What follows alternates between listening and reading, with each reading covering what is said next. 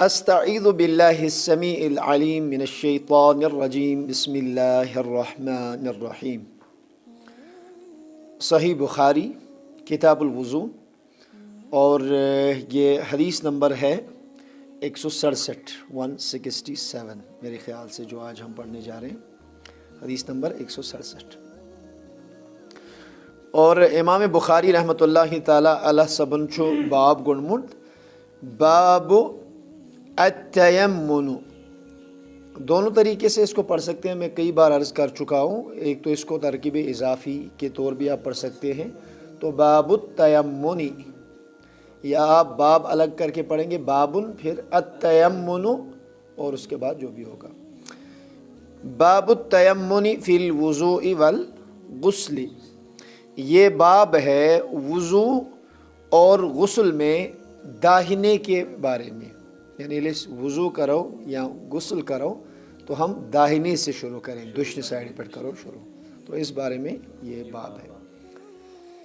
امام بخاری فرماتے ہیں حدثنا مسدد قال حدثنا اسماعیل قال حدثنا خالد عن حفصة بنت سیرین عن ام عطیة قالت قال النبی صلی اللہ تعالی علیہ وسلم لہن فی غسل ابنته ابدأن بمیامنها ومواضع الوضوء منها، یہاں تک حدیث ہے۔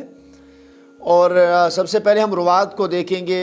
مسدد کا مختصر طور پہ تذکرہ گزر چکا ہے۔ اسماعیل یہ بھی امام بخاری کے شیوخ میں سے ہیں، اور وہ کہتے ہیں اس میں جو سب سے اہم اس روایت میں جو سب سے اہم ترین نام ہے وہ حفصہ بنت سیرین ہے اور ام عطیہ، یہ دو نام جو ہیں بہت اہمیت کے حامل ہیں، اس پہ ہم تھوڑی سی بات کریں گے۔ سب سے پہلے بات کریں گے حضرت خالد، یہ کہتے ہیں کہ ہم سے حدیث بیان کی حضرت خالد نے، اور وہ روایت کرتے ہیں حفصہ بنت سیرین سے، حفصہ بنت سیرین سے۔ حفصہ بنت سیرین کون ہے؟ محمد جو ہیں، محمد ابن سیرین رحمۃ اللہ تعالی علیہ، یہ اپنے دور کے عظیم ترین محدثین، عظیم ترین فقہا اور عظیم ترین مفسر قرآن تصور کیے جاتے تھے، محمد ابن سیرین۔ بے شک خاص کر محمد ابن سیرین اس متعلق یہ بات بتانے کے قابل ہے کہ تعبیر الرؤیا ہس متعلق شن تاریخ اسلام مز تیوتہ کنسی ہند کنٹریبیوشن جتنا زیادہ محمد ابن سیرین رحمۃ اللہ تعالی علیہ کا ہے۔ تعبیر الرؤیا گو خوابن ہند تعبیر بیان کرنس متعلق، بلکہ باضابطہ طور پہ ان کی کتابیں جو ہیں جیسے تفسیر الاحلام ہے، الرؤیا والمنام فی تفسیر الاحلام یا تفسیر الاحلام الکبیر، تو انہوں نے مستقل طور پہ تعبیر الرؤیا کے متعلق خوابوں کی تعبیر کے بارے میں، اس فن کے بارے میں انہوں نے کتابیں لکھی ہیں۔ بہت زیادہ صاحب تقوی، بہت زیادہ صاحب ورع، جید درجہ کے محدث، فقیہ، عالم اور اعلیٰ درجے کے اکابر فقہا میں ان کا شمار ہوتا ہے، اور یہ بڑے حدیث بیان کرنے کے بارے میں بہت زیادہ محتاط تھے۔ ان کے احتیاط کا عالم حدیث بیان کرنے میں فقہا یہ لکھتے ہیں اور محدثین نے یہ لکھا ہے کہ روایت بالمعنی تشو جائز۔ بعض اوقات ایسا ہوتا ہے کہ آپ حدیث کی کوئی عبارت آپ پڑھتے ہیں یا آپ نے کوئی حدیث سنی ہوتی ہے، پتہ سو پنن الفاظ مز پیش کر، اور مفہوم آپ نہیں بدلتے، بلکہ مفہوم چوتے بالکل سوئی تھاون جو حدیث کا مفہوم ہوتا ہے، تو آپ روایت بالمعنی جو ہے وہ جس طرح معنی شاصل اس معنی کو آپ بیان کرتے ہیں۔ لیکن محمد ابن سیرین رحمۃ اللہ تعالی علیہ جو ہیں وہ روایت بالمعنی کو کافی نہیں سمجھتے تھے، بلکہ اس کی مخالفت کرتے تھے، بلکہ تم اس مدن کہ روایت گژھِ آسین بالفاظہا، جو اس کے الفاظ آئے ہیں انہی الفاظ کے ساتھ روایت کو بیان کیا جانا چاہیے۔ اسی لیے ان کی روایت اگر آپ دیکھیں گے یہ لکھنے کے معاملے میں جو ہیں وہ اس کو پسند ہی نہیں فرماتے تھے، لیکن وغیرہ اس لیے زیادہ نہیں لکھا کرتے تھے۔ تو کتاب الاحلام جو ان کی ہے بہت زبردست کتاب ہے۔ انس بن مالک رضی اللہ تعالیٰ عنہ اور حضرت ابو ہریرہ رضی اللہ تعالیٰ عنہ سے ان کی صحبت ہے اور ان سے بہت سارا فیض حاصل کیا ہے۔ امام حسن بصری رحمۃ اللہ تعالی علیہ سے اکتساب فیض کیا اور بہت اعلیٰ مقام پایا۔ یہنزی ہمشیرہ چھ یہنزی بینی چھ جن کا ذکر ہم کر رہے ہیں، حفصہ بنت سیرین۔ حفصہ بنت سیرین، حفصہ بنت سیرین کے متعلق ایک اہم بات آپ یہ یاد رکھیں کہ محمد ابن سیرین کا تذکرہ تو ہم نے کیا کہ یہ کمی مقامک، کمی معیارک اور کمی مرتبک عالم اشمت پنہ دورک، کمی معیارک محدث اشمت پنہ دورک، لیکن اس کے باوجود یہ فرماتے ہیں اگر علمی میراثس متعلق میں کن شے سوال گژھے، مجھ سے کوئی سوال پوچھتا تھا تو میں وہ سوال اپنی بہن حفصہ بنت سیرین سے پوچھتا تھا۔ یہ اللہ نے ان کو علم سے نوازا تھا۔ خواتین کا تو تاریخ اسلام میں ایک عظیم کردار رہا ہے۔ خواتینوں چھ پرت دورس مز اسلامس اک عظیم خدمت کرمز، اور عظیم مائیں جو ہوتی ہیں نا پھر وہ عظیم بچوں کو بھی جنم دیتی ہیں۔ جل موج آئے عالمہ، عابدہ، زاہدہ، فقیہہ اور بہت اعلیٰ درجے کی ماں ہوں، کیونکہ مہدی ابن میمون کہتے ہیں مکست حفصۃ بنت سیرین ثلاثین سنة لا تخرج من مصلاها الا لقائلة او قضاء حاجة۔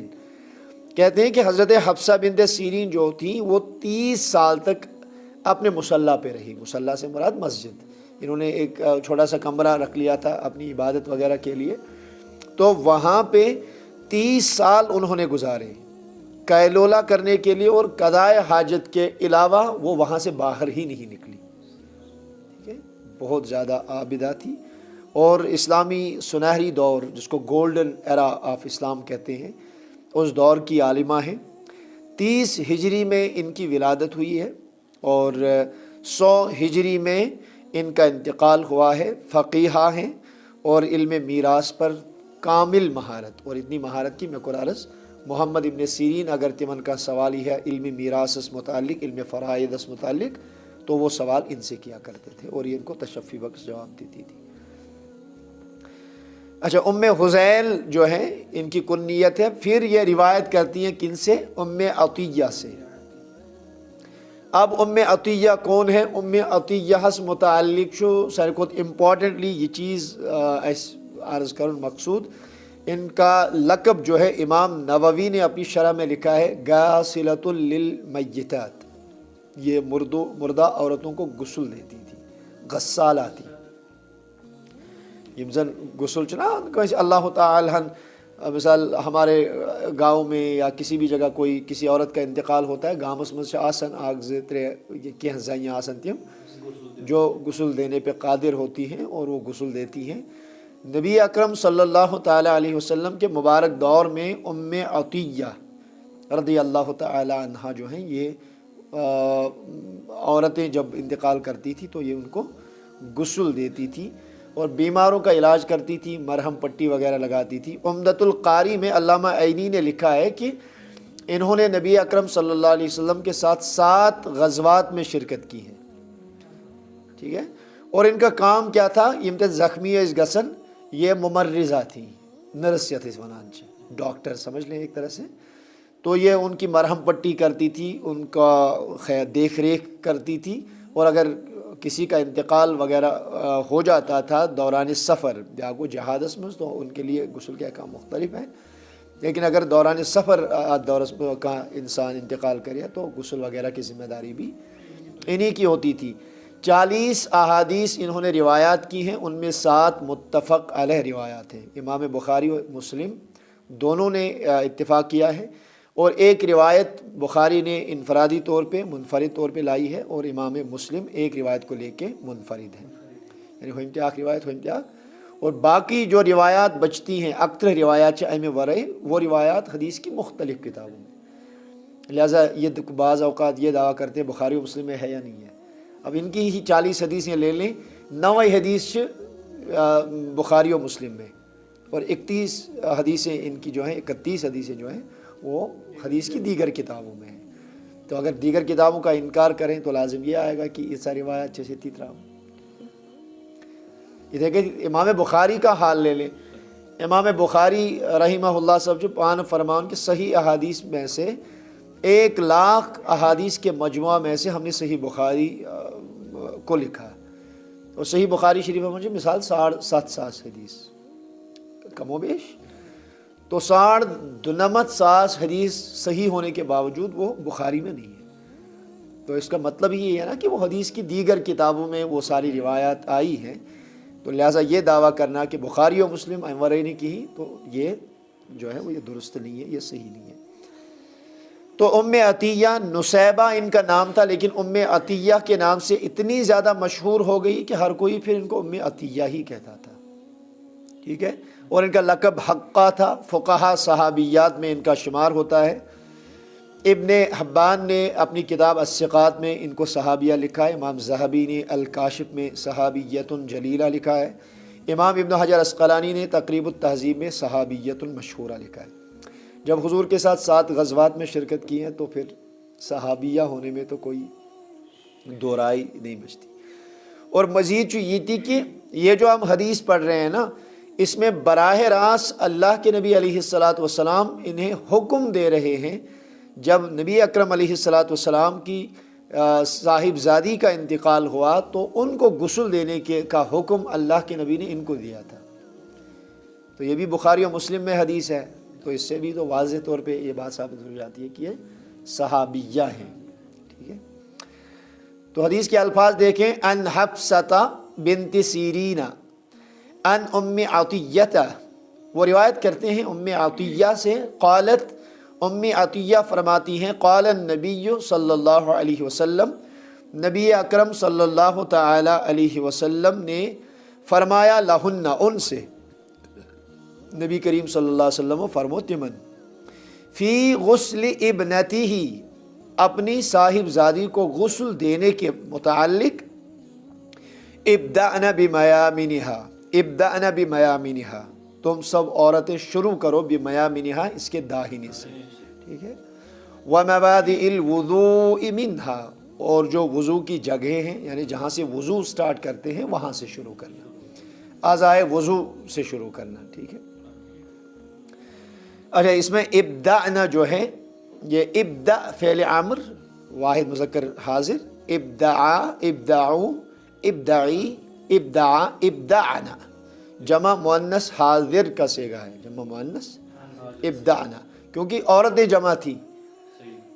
اب کشمیر میں اللہ تبارک و تعالیٰ بچین، یہاں عورت کو بھی غسل دیتے ہیں تو مرد ادھر ادھر وہیں پہ بھٹکتے رہتے ہیں اور پردے کا اہتمام وغیرہ نہیں ہوتا، تو بہت زیادہ تحت وقت وریہ زیادہ بے احتیاطی غسل، حالانکہ بہت زیادہ احتیاط کی ضرورت ہے۔ اور زیادہ غسل یہاں کشمیر میں ہم دیکھیں تو یہ چنا کا انتقال کرن، پھر ہوتا کیا ہے، یہ سے ٹینٹس میں وایتن جو شڑ وہ ہوتا ہے نا، اتنے لوگ گھس جاتے ہیں غسل دینے کے لیے، حالانکہ ایسا کرنا درست نہیں ہے، جتنا کم سے کم ہو سکے اتنے لوگ آپ اندر جائیں۔ تو نبی اکرم علیہ الصلاۃ والسلام کے دور میں جہاں تک میری معلومات ہیں، جہاں تک میں نے پڑھا ہے، 2 اور زیادہ سے زیادہ 3 عورتیں ہوتی تھیں جو غسل کا کام کرتی تھی۔ اگر کا میت ایسا کوئی خاتون کسی کا انتقال ہو جاتا تھا تو یا 3، جیسے یہیں پہ دیکھ لیں، اس میں حضرت اسماء بنت امیس رضی اللہ تعالی عنہ، صفیہ بنت عبد المطلب رضی اللہ تعالی عنہ، اور حضرت ام عطیہ، یہ 3 عورتیں جو ہیں، یہ 3 عورتیں، ان کو اللہ کے نبی علیہ السلام نے حکم دیا کہ آپ انہیں غسل دیں۔ اور پھر یہ بھی روایات ہیں کہ اسماء بنت امیس اور صفیہ بنت عبد المطلب وہ غسل دیتی تھی، اور خمس تتن ایز ہیلپر، اور وہاں پہ وہ حاضر رہی۔ تو زیادہ لوگوں کو وہاں پہ نہیں جانا چاہیے، اگرچہ خواتین ہی ہوں، مردوں کا تو بہرحال حرام ہی ہے اور اشد حرام ہے، عورتوں کو بھی نہیں چاہیے کہ وہ زیادہ عورتیں اس غسل خانے میں داخل ہوں جہاں پہ کسی میت کو غسل دیا جا رہا ہو، ٹھیک ہے۔ یہ حدیث 167 اور صحیح بخاری میں 1255، 1256، سنن نسائی میں 1884، امام مسلم نے 939، امام ابو داؤد نے 3145 کے تحت اس حدیث کو بیان کیا ہے۔ میامن کس کو کہتے ہیں؟ داہنی سائڈ کو۔ اچھا، اب یہاں پہ تھوڑا سا ائمہ دین کے درمیان اختلاف ہے کہ یہاں پہ ذکر نہیں ہے کہ کس صاحب زادی کا غسل دینے کے لیے اللہ کے حبیب علیہ الصلوۃ والسلام نے ان کو حکم دیا. اس میں نام تو حضور کی صاحب زادی کا ذکر نہیں ہے. اسی لیے کئی ایک محدثین نے حضرت ام کلثوم کا قول نقل کیا ہے. بخاری کی اس میں آپ دیکھیں، تفصیل میں آپ اس کو پڑھیں، اور یوزن حاشیہ وغیرہ شو، اس میں بھی پہلا قول یہی دیا ہے کہ ام کلثوم کے غسل دینے کے متعلق یہ روایت ہے. حالانکہ صحیح قول جو ہیں وہ حضرت زینب بنت محمد صلی اللہ علیہ وسلم، حضرت زینب کا غسل دینے کے متعلق یہ روایت ہے. ٹھیک ہے. اچھا، اب یہ بھی سوال کیا جا سکتا ہے کہ زینب بنت محمد، اگر نہ ام کلثوم بھی علماء نے لکھا ہے اور زینب بنت محمد بھی لکھا ہے، تو دو میں سے کون تھی؟ تو زینب بنت محمد کا اس لیے ہم کہہ رہے ہیں کہ صحیح مسلم کی جو روایت ہے، جو میں نے ابھی عرض کی 939 حدیث مبارک یوزن کا مکشو صحیح مسلم شریفک، اور اس میں 959/40، کیونکہ اس میں ایک ہی حدیث کے تحت کئی ساری روایات جو اسی باب سے آتی ہیں، پھر ان کو متصلاً وہاں پہ ذکر کر دیا جاتا ہے. تو وہاں پہ باضابطہ طور پہ حضرت ام عطیہ رضی اللہ تعالی عنہا نے خود یہ ذکر کیا ہے جب اللہ تبارک و تعالی کے رسول صلی اللہ علیہ وسلم کی بیٹی زینب کا انتقال ہوا. تو صحیح مسلم میں باضابطہ طور پہ روایت ہے کہ یہ جو انتقال کرنے والی صاحبزادی تھی یہ ام کلثوم نہیں تھی، بلکہ یہ حضرت زینب رضی اللہ تعالی عنہا تھی. اچھا، امام منذری رحمۃ اللہ تعالی علیہ نے لکھا ہے کہ انہوں نے یہ لکھا ہے، انہوں نے پہلے تو اس کا رد کیا کہ ام کلثوم نہیں تھی.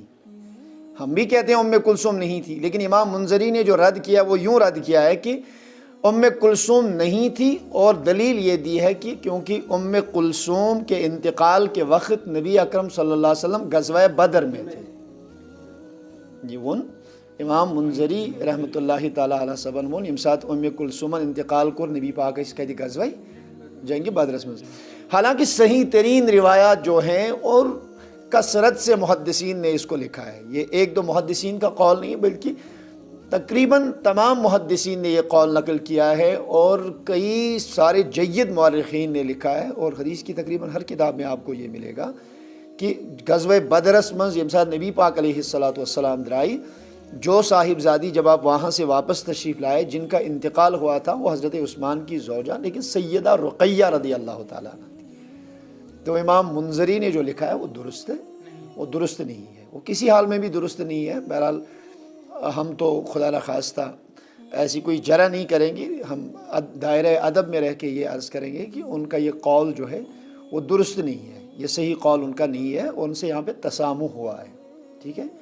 اور محدثین سے بھی اور بڑے بڑے ائمہ دین سے بھی تسامحات ہوئے ہیں جس کی بعد میں نشاندہی کی گئی ہے.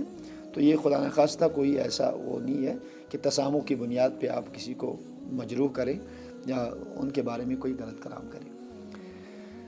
تو دوبارہ حدیث کے الفاظ دیکھتے ہیں. حضرت ام عطیہ فرماتی ہیں قال النبی صلی اللہ علیہ وسلم لہن، نبی اکرم علیہ الصلوۃ والسلام نے ان سے کہا فی غسل ابنتہ، ان کی بیٹی کے غسل دینے کے بارے میں. یہ بیٹی کون تھی؟ اب حضرت زینب. ابدانا بمیامنہا، ان کے داہنی جانب سے غسل دینا شروع کرو، ومواضع الوضوء منہا، اور جو وضو کے مواضع ہیں، وضو کی جگہیں جو ہے وہاں سے شروع کریں، اعضائے وضو سے دھونا شروع کر دیں. تو امام بخاری نے اگرچہ اس کو وضو کے بارے میں لایا ہے، غسل کے بارے میں، لیکن اب جو حدیث انہوں نے ذکر کیا وہ غسل میت کے بارے میں انہوں نے ذکر کیا. تو یہاں پہ ہم یہ حسن ظن رکھتے ہوئے کہ وہ صرف یہ کہنا چاہتے ہیں کہ دشنی سائڈ سٹارٹ کرن کانتی رز کام دشنی سائڈ سٹارٹ کریں چھ بہتر. ٹھیک ہے. اب آگے حدیث دیکھیں. حدثنا حفص بن عمر، ہم سے حدیث بیان کی حفص بن عمر نے، وہ کہتے ہیں حدثنا شعبہ، ہم سے حدیث بیان کی شعبہ نے، ان کا بھی ذکر گزر چکا ہے.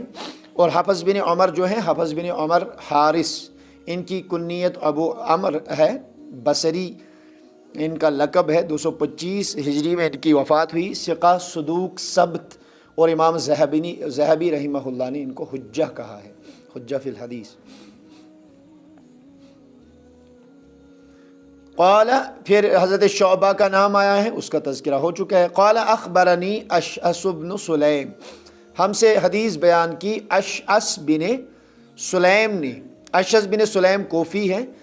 یحییٰ ابن معین، ابو حاتم الرازی، احمد بن حنبل، امام نسائی، امام ذہبی، ابو داود اور امام بزار رحمہم اللہ اجمعین نے ان کو ثقہ کہا ہے۔ اشعث بن سلیم کو 125 ہجری میں جو ہے ان کا انتقال ہوا ہے۔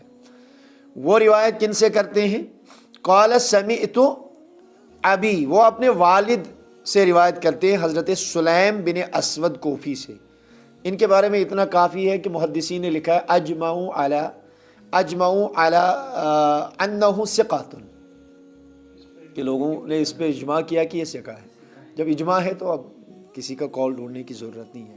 امام عبد البر نے اجماع ذکر کیا ہے ان کی ثقاہت کے بارے میں، اور 82 ہجری میں یہ دنیا سے رخصت ہوئے ہیں۔ قال، وہ کہتے ہیں سمیعت ابی، یہ کہتے ہیں میں نے اپنے والد سے سنا، اور ان کے والد کہتے ہیں ان مسروقہ، وہ روایت کرتے ہیں حضرت مسروق بن اجدع سے، وہ روایت کرتے ہیں حضرت مسروق بن اجدع سے۔ ابو عائشہ ان کی کنیت ہے، ثقہ، فقیہ، عابد۔ ابن عمر سے روایات کیا کرتے تھے، زید بن ثابت سے ان کی روایات ثابت ہیں، ان کی ملاقات ثابت ہے، وروا عنہ، اور محدثین نے لکھا ہے کہ روایات بھی لی ہیں۔ 62 ہجری میں ان کا انتقال ہوا ہے۔ ان عائشہ، وہ روایت عائشہ تھا، وہ روایت کرتے ہیں ام المؤمنین سیدہ طیبہ طاہرہ زاہدہ پارسہ، مومنوں کی ماں حضرت عائشہ صدیقہ رضی اللہ تعالی عنہ۔ حضرت عائشہ صدیقہ تو بہرحال ہم نے ذکر کیا ہے، یہ مکثرین جو صحابہ ہیں ان میں ان کا شمار ہوتا ہے۔ 2210 روایات کم سے کم انہوں نے احادیث جو ہیں وہ روایات کی ہیں، اور یہ کہا گیا ہے کہ تمام امت میں سب سے زیادہ جاننے والی ہیں وغیرہ وغیرہ۔ وہ اس کا ان کا بھی تذکرہ پیچھے گزر چکا ہے، وہاں سے آپ دوبارہ دیکھ سکتے ہیں۔ قالت ام المؤمنین عائشہ صدیقہ رضی اللہ تعالی عنہ فرماتی ہیں کان النبی صلی اللہ تعالی علیہ وسلم یعجبہ التیمن فی تنعلہ وترجلہ وطہورہ فی شأنہ کلہ۔ ٹھیک ہے، یہ اس کا اعراب ہے کہ کان النبی صلی اللہ علیہ وسلم، نبی کریم علیہ الصلاۃ والسلام کو یعجبہ التیمن، اعجب یعجب مانے پسند آنا، نبی کریم علیہ الصلاۃ والسلام نے پسند یون، ٹھیک ہے، اوپر لکھا ہے ایرضا بہ، نبی اکرم علیہ الصلاۃ والسلام اس چیزس رضی، التیمن، نبی تاجدار علیہ الصلاۃ والسلام اس دچھن پسند، کس باب میں؟ فی تنعلہ، تنعل کسے کہتے ہیں؟ نعل لگانا، جوتا پہننا، جوتا چپل وغیرہ لگانا، اس میں نبی اکرم علیہ الصلاۃ والسلام کو داہنا پسند تھا۔ یعنی یہ نبی پاک علیہ الصلاۃ والسلام اس نالین لاگن تو گۄڈنیٚتھ کیا اس لاگن؟ دشن سائڈ۔ دیکھیے اب اس میں تھوڑی سی ایک پریشانی کا مسئلہ آ جاتا ہے، یہ انسان مسجد میں نہیں آ اور علماء کے ساتھ اکثر ایسا ہوتا ہے، اور پھر لوگ خدا نخواستہ بدگمانی کرتے ہیں، چونکہ اب جب مسجد سے نکلیں گے تو لازماً بوٹ کانت کا تلن، اور وہ آپ کا جوتا آپ کے بالکل سامنے رکھ دیتا۔ آپ مسجد سے نکلتے ہیں اور وہاں پہ حکم یہ ہے کہ جب آپ مسجد سے نکلیں گۄڈنیٚتھ کس کھور کڑیو؟ کھوڑ کھور، اور حکم یہ ہے کہ یل تو چپیں تو بوٹ لگیو، نبی کریم علیہ الصلوۃ والسلام اس پسند دشن، تو وہاں پہ انسان پھنس جاتا ہے۔ تو وہاں پہ آسان طریقہ علماء نے یہ لکھا ہے، اور مطابقت تطبیق یوں دی جا سکتی ہے، انسان کڑین گۄڈنیٚتھ پنن کھوڑ کھور، اس کو تھٲیِن اتھ چپنہِ پٮ۪ٹھ یِتھ کٔنۍ أمِس ممکن گژھِ، یا ہنا ترٲیِن اتھ منٛز مثال بوٹس منٛز اگر چھُ ہنا ترٲیِن پوٗرٕ ملٲیِن کہ پھر جب جوتا پہننے کی غرض سے جوتا پہنے تو داہنے سے شروع کرے، تاکہ دونوں احادیث پہ جو ہے وہ عمل ہو جائے۔ کان النبی صلی اللہ علیہ وسلم یعجبہ التیمن فی تنعلہ، نبی اکرم صلی اللہ تعالی علیہ وسلم کو نعل پہننے میں داہنا پسند تھا، وترجلہ وہو تمشیط الشعر، بالوں میں کنگھی کرنا۔ تنعل مانے کو نعل پہننا، جوتا وغیرہ لگانا، اور ترجل کہتے ہیں بالوں میں کنگھی کرنا، یزن معدب لفظ شان کرنے چھنا ونان نبی کریم علیہ السلام شان کرن، یہ مہذب جملہ ہے کشمیری کا۔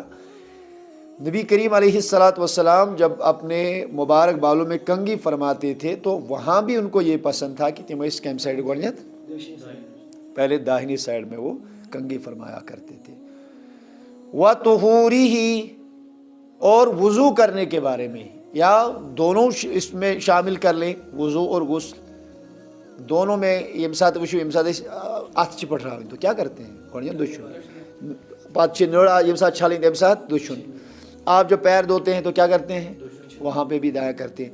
غسل جب آپ کریں گے تو وہاں بھی یہ حکم ہے کہ پہلے ہلکا سا پانی داہنے کندھے پہ ڈالے، پھر بائنے کندھے پہ ڈالے، پتہ ییٚلہِ زیادہ آب تلو ناڑِ ذریعے سُہ تہِ تراو گۄڈنیٚتھ دٔچھنِس پھیکِس، اَدٕ تراو أسۍ کھوڑِس پھیکِس، کیونکہ یہ اللہ کے نبی علیہ السلام کو پسند تھا۔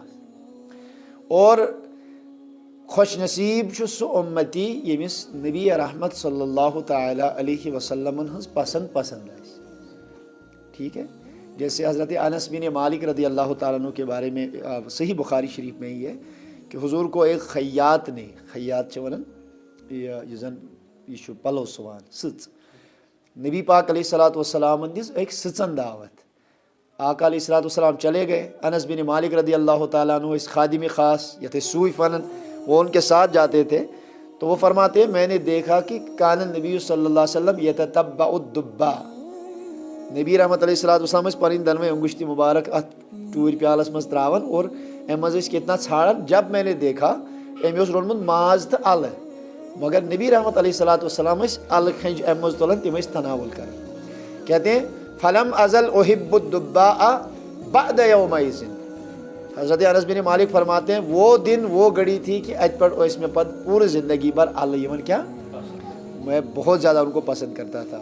حتیٰ کہ پھر میں نے ایک روایت یہ بھی پڑھی ہے تم اس پت الکلس ست کت کرن، الکلس ست کلام کرن، اور کہتے تھے کہ مبارک ہو اے الکل ژے مبارک، چون میو چھُ نبی پاک علیہ السلام پسند، اور مے تہِ چھُ نبی تاجدار سندِ پسند موجود سُہ تہِ پسند تہٕ چون میو تہِ پسند۔